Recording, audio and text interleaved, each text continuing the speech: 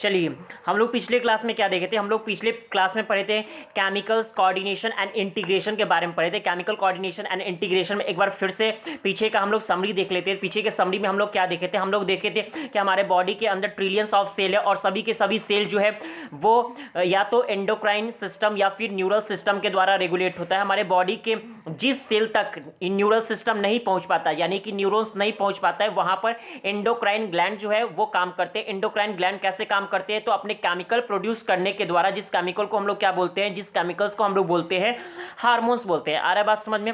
ठीक। उसके बाद हम लोग क्या देखे थे? उसके बाद हम लोग देखे थे कि इस प्रकार से हमारे बॉडी में जितने भी ट्रिलियंस ऑफ सेल है सब के सब दो सिस्टम के द्वारा रेगुलेट होता है। एक तो न्यूरल सिस्टम और दूसरा अगर बात करें तो एंडोक्राइन सिस्टम के द्वारा रेगुलेट होता है। फिर उसके बाद क्या देखे थे कि हमारे बॉडी के अंदर दो प्रकार के ग्लैंड है, एक्सोक्राइन, एंडोक्राइन। एक्सोक्राइन ग्लैंड उसको बोलते हैं जो कि जिसका सिक्रीशन डायरेक्टली ब्लड में ना रिलीज होकर अगर बात करें तो वो डक के थ्रू रिलीज होता है ब्लड तक, उसको बोलते हैं एक्सोक्राइन ग्लैंड। और ये बेसिकली क्या सिक्रीट करता है? तो एंजाइम सिक्रीट करता है। जैसा कि बताया थे पैनक्रियाज में जो आपका पैनक्रियाटिक जूस होता है वो एक्सोक्राइन पोर्शन के द्वारा सिक्रीट होता है। अगर एंडोक्राइन पोर्शन का बात करें तो एंडोक्राइन ग्लैंड वो ग्लैंड होते हैं जिसके पास डक्ट नहीं होता है, यानी इसका जो सिक्रीशन होता है वो डायरेक्टली रिलीज होता है ब्लड में। ठीक। उसके बाद हम लोग क्या देखे? उसके बाद हम लोग देखे हार्मोन्स का दो तरह के डेफिनेशन पढ़े थे, एक तो ओल्ड और दूसरा न्यू डेफिनेशन। ओल्ड डेफिनेशन के अनुसार ये बोला जाता था कि हार्मोन केवल उन्हीं केमिकल को बोलेंगे जो एंडोक्राइन ग्लैंड से सिक्रीट होता है, जबकि अगर न्यू डेफिनेशन या करंट डेफिनेशन का बात करें तो उसमें यह बोला गया था कि हार्मोन एक नॉन न्यूट्रिएंट केमिकल है जो कि इंटरसेलुलर मैसेंजर की तरह काम करता है और प्रोड्यूस होता है ट्रेस अमाउंट में। यानी नए डेफिनेशन में कतई नहीं बोला गया था कि हार्मोन उसको बोलेंगे जो एंडोक्राइन ग्लैंड से सिक्रीट होता है, ये नहीं बोला गया था। ठीक। तो नए वाले डेफिनेशन के अनुसार हम लोग एंडोक्राइन ग्लैंड से सिक्रीट होने वाले हार्मोन को शामिल करते ही हैं। इसके अलावा अगर देखें हम लोग तो जो नॉन एंडोक्राइन ग्लैंड से सिक्रीट होता है या डिफ्यूज टिश्यू से सिक्रीट होता है केमिकल, उसको भी हार्मोन हम लोग अब बोलने लगे। उसके बाद हम लोग देखें कि वर्टिब्रेट में बात करें तो डेवलप टाइप का एंडोक्राइन सिस्टम होता है, यानी यहाँ पर कई सारे ऐसे अगर बात करें तो कई सारे ऐसे केमिकल होते हैं जो हार्मोन्स की तरह रोल प्ले करते हैं, जबकि अगर अगर इनवर्टिब्रेट में देखें तो इनवर्टिब्रेट में सिंपल एंडोक्राइन सिस्टम होता है जहां एक या दो जो होते हैं केमिकल वो हार्मोन की तरह रोल प्ले करते हैं। आ रहा है बात समझ में? उसके बाद हम लोग क्या देखें? उसके बाद हम लोग देखें उसके बाद हम लोग पढ़े ह्यूमन एंडोक्राइन सिस्टम के बारे में, जहां पर हम लोग देखें कि एंडोक्राइन सिस्टम दो पार्ट से मिलकर बनता है। पहले वाले पार्ट को हम लोग क्या बोलते हैं? अगर बात करें दो पार्ट तो कौन कौन शामिल है? एक तो एंडोक्राइन ग्लैंड और दूसरा अगर बात करें तो डिफ्यूज टिश्यू या सेल जिसको नॉन एंडोक्राइन ग्लैंड भी बोलते हैं। ठीक। उसके बाद हम लोग क्या देखते हैं कि एंडोक्राइन ग्लैंड में कौन कौन आता है? तो हम लोग बोलेंगे एंडोक्राइन ग्लैंड 8 होते हैं जो हम लोग को अपने सिलेबस में पढ़ना है। PPTA, PPTG, इसको शॉर्ट में याद कर लीजिएगा। P से पिट्यूटरी, P से अगर बात करें तो पैनक्रियाज, फिर T से थाइमस और PPTA, ए से अगर बात करें तो एड्रीनल हो गया। ठीक। फिर नेक्स्ट पीस से अगर बात करें तो नेक्स्ट पीस से आपका क्या हो जाता है? तो नेक्स्ट पीस से हो जाता है पैराथायरॉइड। फिर नेक्स्ट पीस से अगर बात करें तो पीनियल हो जाता है।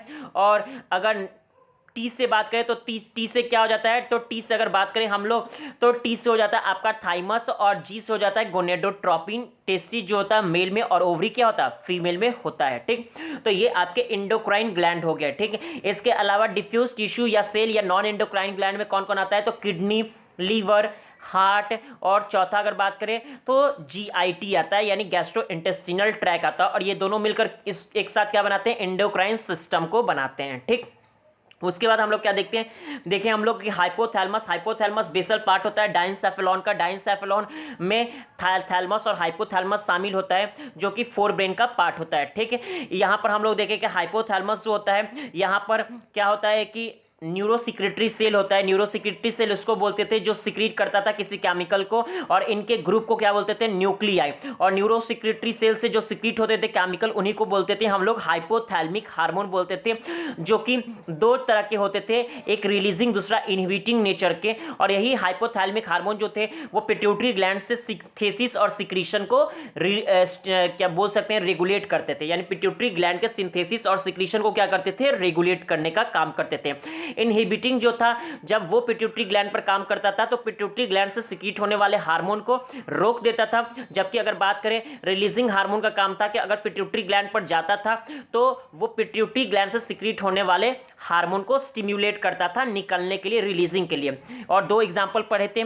अगर बात करेंगे हम लोग तो रिलीजिंग हार्मोन का एग्जांपल था गोनेडोट्रोपिन रिलीजिंग हार्मोन, जो कि जब पिट्यूटरी ग्लैंड पर काम करता है तो इसके कारण क्या होने लगता है, एफएसएच और एलएचएस सीक्रेट होने लगता है आपके पिट्यूटरी ग्लैंड से। जबकि अगर बात करें तो इनहिबिटिंग हार्मोन में सोमैटोस्टेटिन था, जिसके काम करने से पिट्यूटरी ग्लैंड से निकलने वाले ग्रोथ हार्मोन बंद हो जाता था। ठीक, इसके बाद फिर हम लोग क्या देखे थे, इसके बाद फिर हम लोग देखे थे कि पोस्टीरियर पिट्यूटरी और एंटीरियर पिट्यूटरी। अगर बात करें तो posterior pituitary direct hypothalamic neurons के द्वारा रेगुलेट होता है, जबकि एंटीरियर पिट्यूटरी या यूं बोल सकते हैं एडिनो हाइपोफाइसिस जो होता है वो डायरेक्ट न्यूरॉन्स के द्वारा ना रेगुलेट होकर वो पोर्टल सर्कुलेटरी सिस्टम के द्वारा रेगुलेट होता है। ठीक, उसके बाद देखिए हम लोग कि अगर बात करें तो हम लोग देखिए कि जो पिट्यूटरी ग्लैंड होता है वो बोनी कैविटी में होता है, जिसको सीला टर्सिका बोलते हैं। वो अटैच था हाइपोथैलेमस से, जिसको इनफंडिबुलम बोल रहे थे।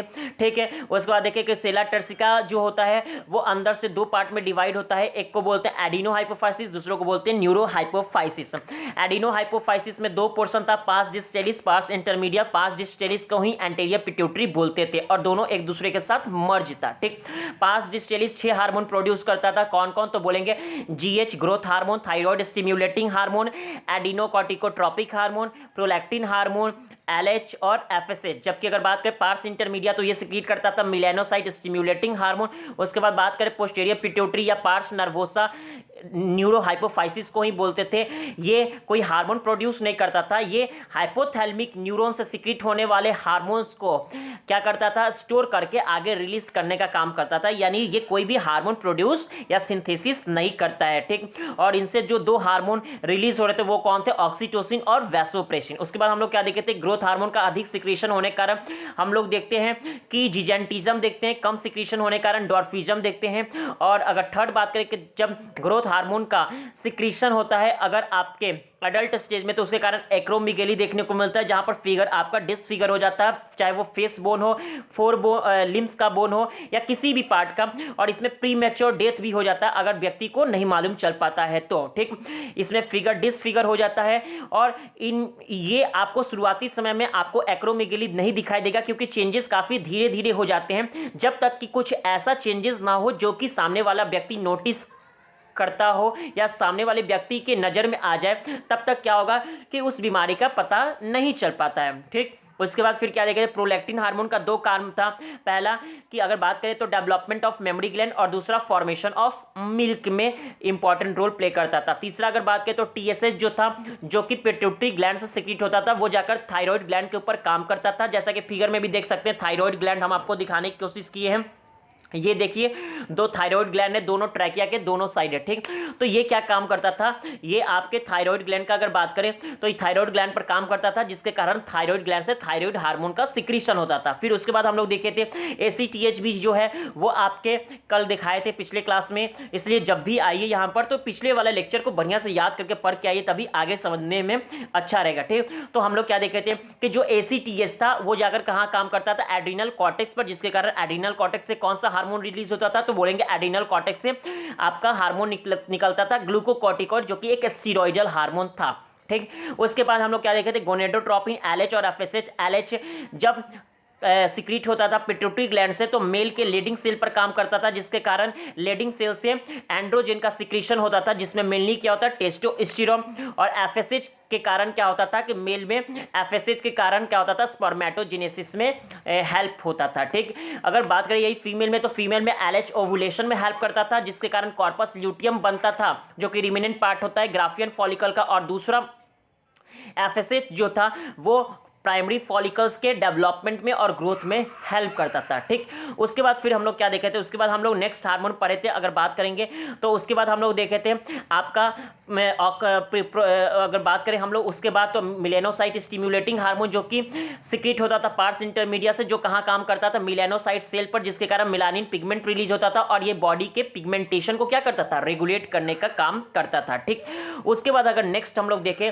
तो पार्स नर्वोसा या पोस्टीरियर पिट्यूटरी से दो हार्मोन रिलीज होता था। और वो दो हार्मोन कौन कौन था, तो पहला जो हार्मोन था वो आपका पहला हार्मोन था ऑक्सीटोसिन, जिसका दो काम था, एक तो स्मूथ मसल्स में कॉन्ट्रैक्शन करवाना, during the delivery of child, और दूसरा मिल्क का सिक्रीशन करने में हेल्प करना। जबकि अगर बात करें तो वैसोप्रेसिन या एडीएच का काम क्या था कि वाटर का रीएब्जॉर्प्शन कर सके डिजिटल कॉन्वोल्यूटेड टिब्यूल से, ताकि कम से कम वाटर का लॉस हो, और कम से कम वाटर का लॉस होगा तो बॉडी को डिहाइड्रेट यानी बॉडी में पानी की कमी होने से बचाया जा सकता है। ठीक, और बताए भी थे कि इसको एडीएच भी बोलते हैं वैसोप्रेसिन का, क्योंकि आपका डायूरेसिस का मतलब क्या होता है कि जब वाटर का लॉस होता है किसके थ्रू, यूरिन के थ्रू, तो उसको बोलते हैं डायूरेसिस, और ये वाटर को लॉस होने से बचाता है, ठीक, यूरिन के थ्रू। तो इसलिए इस हार्मोन को बोलते थे एडीएच, एंटी डायूरेटिक हार्मोन बोलते थे।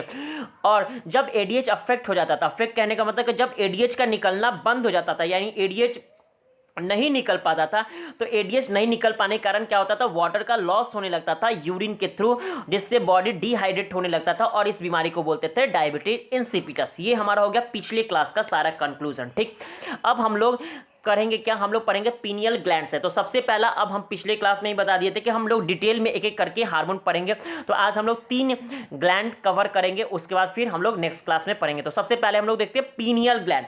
ध्यान से देखिएगा, फिगर में अगर बात करेंगे हम लोग तो पीनियल ग्लैंड देखिए कहाँ पर प्रेजेंट होता है, तो ध्यान से देखिए कि पीनियल ग्लैंड जो है वो आपके ब्रेन के, फोर ब्रेन के डॉर्सल साइड यानी पीछे की ओर प्रेजेंट होता है। ठीक है, आप ध्यान से देख सकते हैं, फोर ब्रेन के डॉर्सल साइड पर ये प्रेजेंट होता है, जैसा कि हम आपको दिखा रहे हैं अभी फिगर में। ये देखिएगा, देखिए ये आपका पीनियल ग्लैंड दिखाई दे रहा है, छोटा सा निकला हुआ है, फिंगर जैसा प्रोजेक्शन है। ये पीनियल ग्लैंड, अगर कोई पूछेगा पीनियल ग्लैंड कहाँ होता है, तो क्या बोलेंगे कि हमारे फोर ब्रेन के डॉर्सल साइड में पीनियल ग्लैंड मौजूद होता है। आ रहा है बात समझने? ठीक, तो पीनियल ग्लैंड कहाँ होता है, हमारे dorsal part of the fore brain में मौजूद होता है पीनियल ग्लैंड।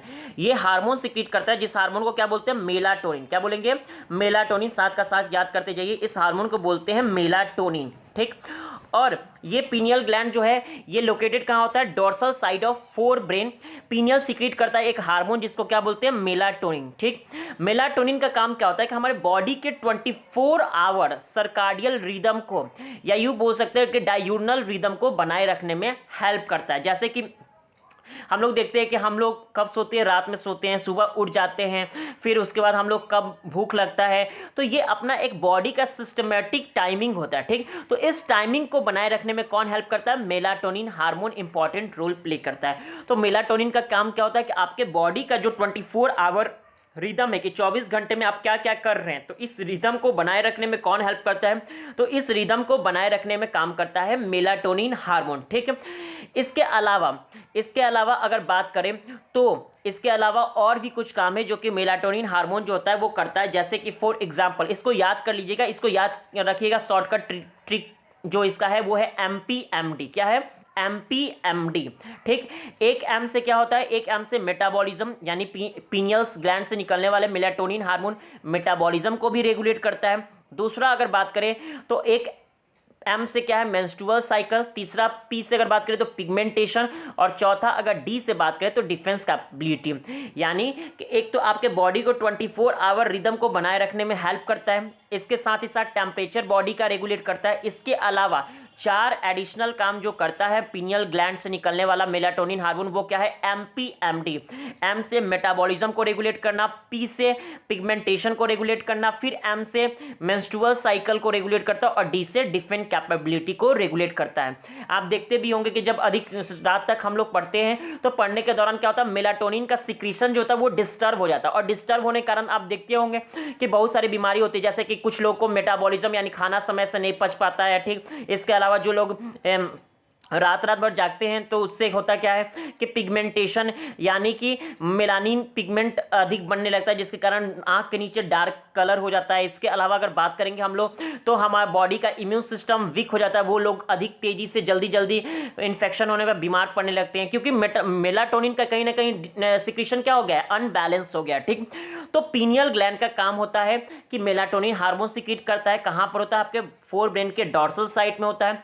इसका मेलाटोनिन हार्मोन का मेन काम क्या होता है, एक तो 24 आवर रिदम को मेंटेन रखना, दूसरा काम क्या होता है कि टेम्परेचर को रेगुलेट करना। इसके अलावा 4 और काम करता है, जैसे कि इसको शॉर्ट में याद रखेंगे, एमपीएमडी। ठीक, एमपीएमडी, एम से क्या होता है कि मेटाबॉलिज्म को रेगुलेट करता है, इसके अलावा पी से पिगमेंटेशन को, फिर एम से मेंस्ट्रुअल साइकिल को रेगुलेट करता है फीमेल में, और डी से डिफेंस कैपेबिलिटी को यानी कि ये डिफेंस कैपेबिलिटी को भी रेगुलेट करता है। तो मेलाटोनिन अगर अफेक्ट होगा इसका मतलब कि डिफेंस कैपेबिलिटी भी अफेक्ट होगा, इसका मतलब कि या तो इम्यून सिस्टम जो होगा आपका डिस्टर्ब हो जाएगा। ठीक, अब हम लोग क्या पढ़ेंगे पीनियल ग्लैंड के बाद थायराइड ग्लैंड, जो कि हम लोग देखेंगे। चलिए, थायराइड ग्लैंड आप ध्यान से देख सकते हैं, पहले फिगर को देखिए कि ये ट्रैकिया, ध्यान से देखिए मेरे करते हैं, ये आपका ट्रैकिया हो गया। ठीक, ट्रैकिया के ओपनिंग के पर, ओपनिंग ट्रैकिया जहां से शुरू होता है वहां पर क्या होता है, ऊपर वाले पार्ट में लैरिंग्स होता है। ठीक, जैसे कि ये देख सकते हैं, ये आपका क्या हो गया, ये आपका लैरिंग्स हो गया, ये आपका क्या हो गया, ये आपका लैरिंग्स हो गया। ये आप पोर्शन देख सकते हैं कि ये आपका क्या हो गया, तो ये आपका लैरिंग्स हो गया।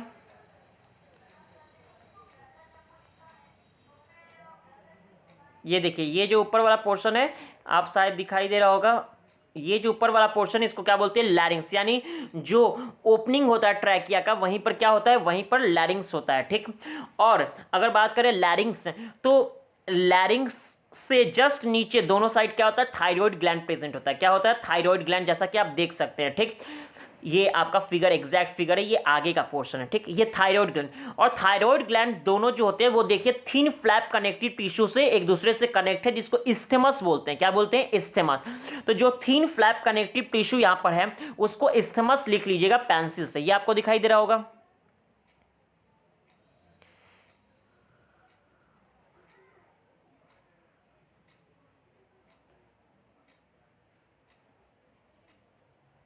ये देख सकते हैं, इसको क्या बोलते हैं, इस्थेमस। ठीक, इसको क्या बोलेंगे, इस्थेमस बोलेंगे। ठीक, अ- अब इस्थेमस के बाद हम लोग क्या देखेंगे,